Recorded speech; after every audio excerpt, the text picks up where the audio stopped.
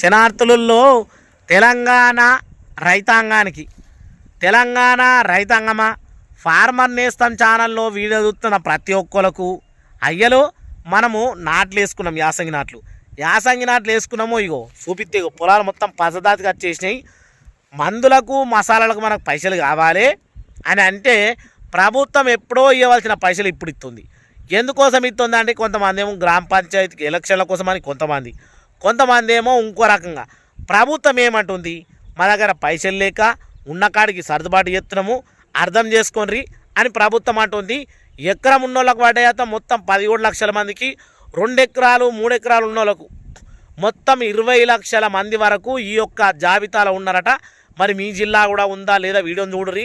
వీడియోకు like share subscribe చేస్తారని కోరుకుంటూ ఖచ్చితంగా వీడియోని ప్రతి ఒక్కరు షేర్ చేయరి. లాస్ట్లో మళ్ళా కలుద్దాం. మరి తెలంగాణ రైతాంగానికి రైతు భరోసా విడుదలవుతుంది. నోటిఫికేషన్లు వస్తూ ఉన్నాయి. అట్లనే 2 ఎకరాలు ఉన్న వాళ్ళకు 12,000 రూపాయల కాడికి కూడా బ్యాంక్ ఖాతాలలో పడుతున్నాయట.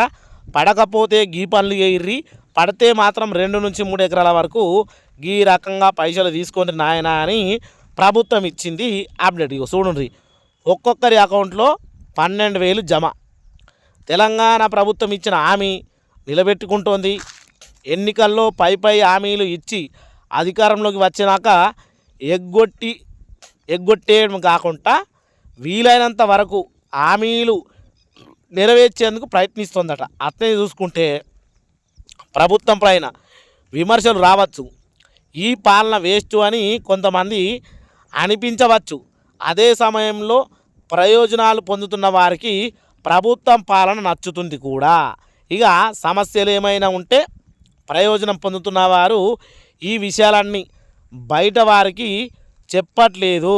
వాళ్ళు చెప్తలేరట. ఇక ఎందుకంటే మనకు మంచిగా అభివృద్ధి జరగబట్టే, రైతు భరోసా రాబట్టే, ఇందిరం ఆత్మీయ భరోసా రాబట్టే ఈ రకమైన అభివృద్ధి పొందంగా కూడా బయట వాళ్ళకి ఎందుకు చెప్తారా మనము గట్లన్నట్టు. ఇక ప్రభుత్వం అంటున్న ముచ్చట ఈ రకంగా ఉంది కదా. ఇంకో ముచ్చట తీసుకుంటే అసలు ఎకరం ఉన్నోళ్ళకు 6,000 వాడికి ఎప్పుడు పడ్డాయి, ఎకరం నర ఉన్నోళ్ళకు ఎంత పడ్డాయి, అత్తే చూసుకుంటే 2 ఎకరాల వాళ్ళకు 12,000 ఎట్లా పడ్డాయి, 3 ఎకరాలు ఉన్న వాళ్ళకు 18,000 పడాల. 32 జిల్లాల లిస్ట్ వచ్చింది.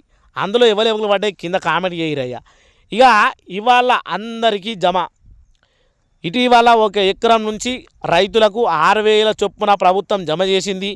ఇవాళ 2 ఎకరాల లోపున్న భూముండి సాగు చేయడానికి అనుకూలంగా ఉన్న వారికి 6,000 చొప్పున ఒక్కొక్క అకౌంట్లో మొత్తం 12,000 జమ చేస్తుంది. ఎకరానికి 6,000 చొప్పున మొత్తం 12,000 రూపాయలు జమ చేయనుందట. ప్రభుత్వం దగ్గర రైతు భరోసాకు సంబంధించిన అర్హులైన జాబితా సంపూర్ణంగా ఉంది. అందువల్ల ఈ పథకానికి అమలు చేయడము తేలిక అవుతుందట.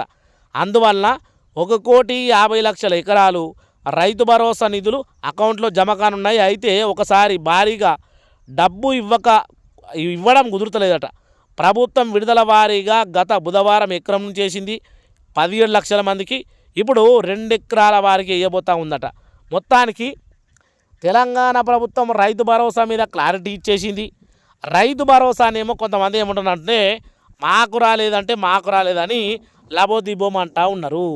నిజంగా రాకపోతే అయ్యలో కింద కామెంట్ పెట్టాలి. అట్నే ఈ వీడియో చూసిన వాళ్ళందరికీ వీడియోల మీకు నిజంగా ఎకరం నుంచి 2 ఎకరాలు 3 ఎకరాలు ఉన్నోళ్ళకు డబ్బులు పడ్డట్టు అయితే మరి ఎందుకు అబద్ధం మాట్లాడుతున్నారు?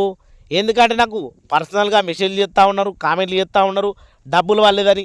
మరి మనమే అబద్ధం ఆడుతున్నమాట. ప్రభుత్వం నిజం చెప్పంగా కూడా ఇది ఏందో అర్థమవుతలేదు. ఈ మాయా, ఈ గందరగోళము, ఈ గత్తరకు తెరలేపే ఈ యొక్క రైతు భరోసా గురించి క్లారిటీగా కామెంట్ పెట్టుర్రి. నిజమైతే నిజమని, లేకపోతే అబద్ధమని గట్లన్నట్టు. మరిగా చూసిరు కదా, ప్రతి ఒక్కళ్ళకు రైతు భరోసా జమ అయినట్టుగా కామెంట్ చేయరు. లేదు జమ కాలేదు, ఇదంతా ఫేకు అనుకుంటే మీ మండలం, మీ జిల్లా, మండలము, మీ గ్రామము, మీ పేరు, మీరు ఏ నుంచి కామెంట్ చేస్తూ ఉన్నారు, ఎన్ని ఎకరాలకు వాళ్ళలేదు. ఈ 3 ఎకరాల లోపల ఉన్న వాళ్ళకి ఇంకా 4 ఎకరాల ముచ్చట రాలేదు.